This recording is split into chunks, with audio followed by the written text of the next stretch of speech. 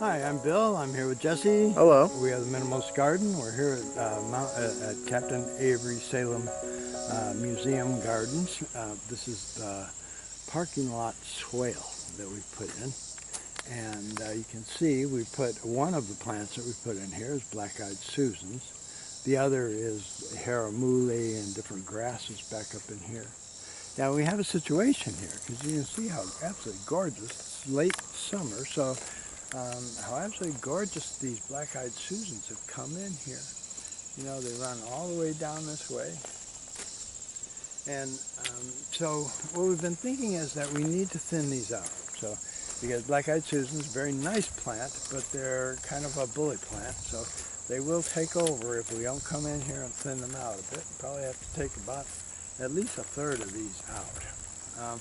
But they're really nice plants. I'd hate to lose them. It's the middle of the winter, so we are now doing some winter maintenance work around the garden.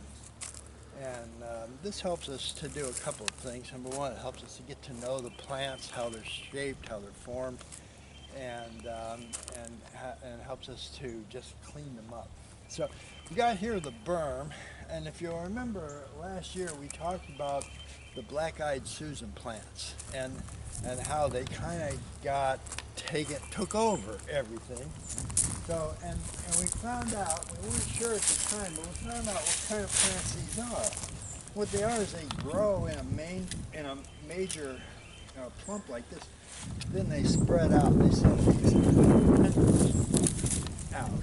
So what happens? These tendrils just tend to, and those flower really nice. If you remember the videos we took, are really pretty. But we were concerned because they kind of took over last year. So now, because it's winter time, we clipped all the tendrils. You can see the pile of them over here. We clipped all those tendrils and raked up the leaves. We're going to mulch this up and put the leaves back on here because our policy in the minimalist garden is to keep all the organic matter as close to the source as possible. So, but you can see here what our problem was. One of these plants is sufficient.